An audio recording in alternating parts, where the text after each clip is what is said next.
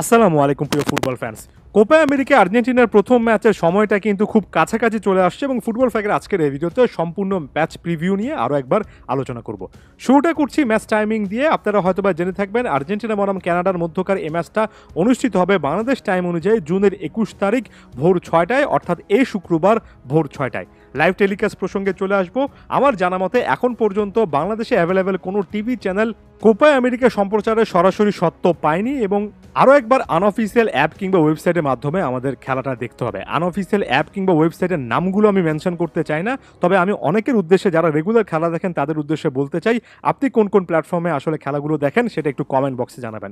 এখন কথা হচ্ছে কেন বলতে চাই না, কারণ হচ্ছে গত বছর থেকে এই সিদ্ধান্তটা নিয়েছি যে আমরা আনঅফিসিয়াল অ্যাপ বা ওয়েবসাইট যে সকল থেকে খেলা দেখি সেখানে অনেক টাইপের বেটিং রিলেটেড অ্যাডভার্টাইজমেন্ট থাকে এবং সেগুলোকে কেন্দ্র করে বাংলাদেশে একটা কালচার তৈরি হয়েছে, একটা অসুস্থ কালচার তৈরি হয়েছে, যেখানে ইয়াং জেনারেশনের একটা বড় অংশ কিন্তু বেটিং এর সাথে আস্তে আস্তে জড়িত হয়ে পড়ছে। আমি এমন কোনো জিনিস আসলে নিজের জায়গা থেকে সরাসরি প্রমোট করতে চাই না, নামটা মেনশন করতে চাই না, যেখানে বেটিং রিলেটেড এমন অনেক কিছু পাওয়া যায়। এগুলো নিয়ে বেশি কথাবার্তা বললে ওই ইউটিউব চ্যানেলেও কিন্তু বেটিং রিলেটেড কোনো একটা কিছু প্রমোট হয়, এই জিনিসটি ইউটিউব ধরে নেয় এবং আস্তে আস্তে এসব চ্যানেলেও কিন্তু বেটিং রিলেটেড জিনিসগুলো একেবারে সাইলেন্টলি ইনজেক্ট করে পুশ করে একটু হলেও ইনফ্লুয়েন্স করার চেষ্টা করে। বেটিং রিলেটেড কোনো কিছুর সঙ্গে ফুটবল ফ্ল্যাগ জড়িত নয়, এটা আমাদের ধর্মীয়, সামাজিক, পারিবারিক মূল্যবোধের পরিপন্থী, যে কারণে আনঅফিসিয়াল অ্যাপ এই টাইপের জিনিসগুলো আপনার নিজের রিস্ক নিয়ে নিজে থেকে দায়িত্ব নিয়ে একটু কষ্ট করে দেখতে হবে। আমি অনুরোধ করব আপনি কোনো একটা ভিডিও বা এই ভিডিওর কমেন্ট বক্সগুলো একটু ফলো করেন, সেখানে অনেকের সাজেশনটা দেখেন, একবার এই টাইপের কোনো একটা অ্যাপ নামিয়ে নেন, কোপা আমেরিকা শেষ হলে ডিলিট করে দেন, অথবা নিজে যদি এটা রাখতে চান তাহলে নিজ দায়িত্বে বেটিং এর জিনিসপত্র এড়িয়ে চলে একটু দায়িত্ববান হয়ে কিন্তু ব্যবহার করেন। বারবার করে আসলে টিভি চ্যানেল, বারবার করে অ্যাপ ওয়েবসাইটের নামটা জানতে চাওয়াটা এই মুহূর্তে এসে আমি নিজেও সাপোর্ট করছি না, কারণ এত দিনে এত বছর ধরে বলার পরে আপনার একজন ফুটবল ফ্যান হিসেবে নিজের দায়িত্ব হিসেবে এখন কোন কোন প্ল্যাটফর্ম থেকে খেলাগুলো দেখা যাবে সেটা বুঝতে পারা উচিত।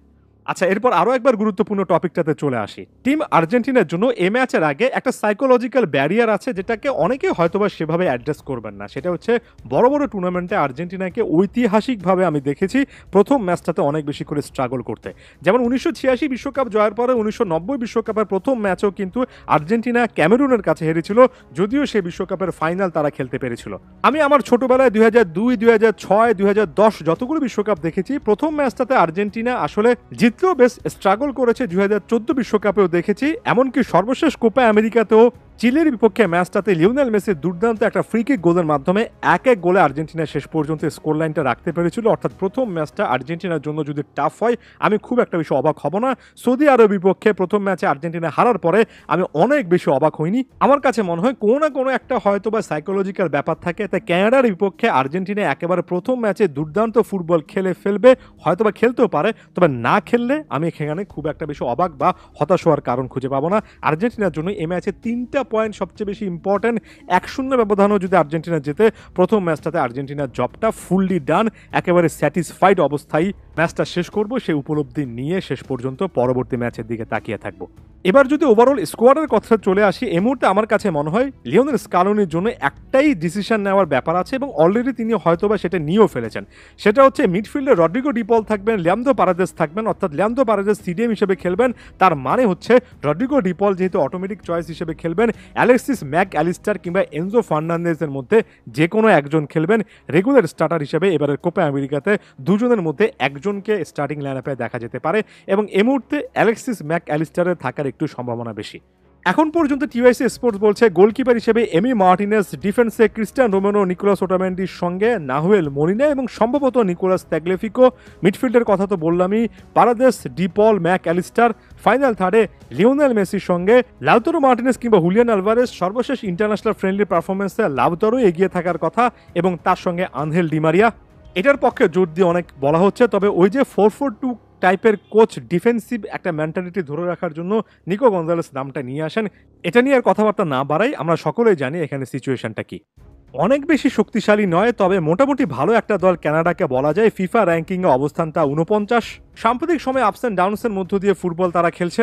নিঃসন্দেহে দলটার সবচেয়ে বড় তারকা লেফট ব্যাক কাম উইঙ্গার হিসেবে যিনি খেলতে পারেন বায়ার্ন মিউনিখের আলফনসো ডেভিস, তার পেসটা তার স্পিডটা আরও একবার ভাইটাল একটা ফ্যাক্টর হবে। এ দলটার বিভিন্ন পজিশনে বিশেষ করে মিডফিল্ডে বেশ কয়েকটা ট্যালেন্ট কিন্তু আছে, যেমন ইন্টার মিলানের খেলা উইং ব্যাক হিসেবে বা ওয়াইড মিডফিল্ডার হিসেবে যিনি কিনে খেলতে পারেন, ফুল ব্যাক হিসেবে খেলতে পারেন তেজেন বুকানান, ন্যাশভিল এসসির হয়ে খেলা অর্থাৎ MLS এ খেলা এবং বেশ কয়েকটা ম্যাচে খুবই ভালো পারফরমেন্স দেওয়া জ্যাকব শ্যাফেলবার্গ, মায়োরকাতে খেলা ফরওয়ার্ড সাইল লারিন যিনি কিনা 68টা ম্যাচে 29টা গোল করেছেন, লিলে খেলা অর্থাৎ ফ্রেঞ্চ টিম লিলে খেলা জোনাথন ডেভিড যিনি কিনা 48 ম্যাচে 26 গোল করেছেন কানাডার জার্সিতে।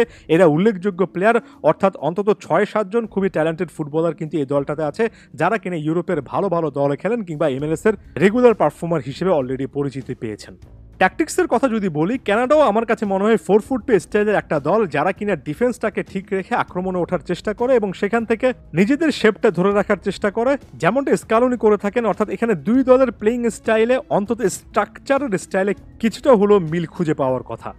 হেড টু হেড রেজাল্ট সম্পর্কে নতুন করে কোনো কিছু বলার নেই, অ্যাড করার নেই। মাত্র একটা ম্যাচে আর্জেন্টিনা খেলেছিল, 5-0 গোলে ওই ফ্রেন্ডলি ম্যাচটা জিতেছিল, অনেক আগের কথা, সম্ভবত 2010 সালে। অর্থাৎ এখানে হেড টু হেড রেজাল্ট খুব একটা বেশি অ্যাপ্লিকেবল নয়। যাওয়ার আগে অবশ্যই the great one and only Lionel Messi এবং একই সঙ্গে আর্জেন্টাইন আরেক গ্রেট আনহেল ডিমারিয়ার কথা বলে যাব। কোপা আমেরিকায় 34টা ম্যাচ খেলে 13টা গোল, 17টা অ্যাসিস্ট অর্থাৎ 30টা গোলে কন্ট্রিবিউট করা গতবারের কোপা আমেরিকার সেরা ফুটবলার লিওনেল মেসি আরও একটা মিশনে আছেন। তার পাশে তিনি এবার শুরু থেকে আনহেল ডিমারিয়াকে পাবেন, যিনি কিনা কোপা আমেরিকাতে 23টা ম্যাচ খেলে 11টা গোলে সরাসরি কন্ট্রিবিউট করেছেন। দিন শেষে আমরা যত আলোচনাই করি না কেন, এটা মেসি ডিমারিয়ার আর্জেন্টিনা, তাদের উপরই নির্ভরতা থাকবে। গতবারের কোপা আমেরিকার একেবারে ফাইনালের দিকে এসে অর্থাৎ টুর্নামেন্টের শেষের দিকে এসে ডিমারিয়া ফুললি ফিট হয়েছিলেন, এখন শুরু থেকে ফিট আছেন। এটা একটা অ্যাডেড অ্যাডভান্টেজ স্কালোনির জন্য হতে পারে যদি তিনি সেটা ভালোভাবে কাজে লাগাতে পারেন। দেখা যাক আর্জেন্টিনা এবার কি করে। ভালো একটা কিছুর আশা আরও একবার করছি। ধন্যবাদ সবাইকে।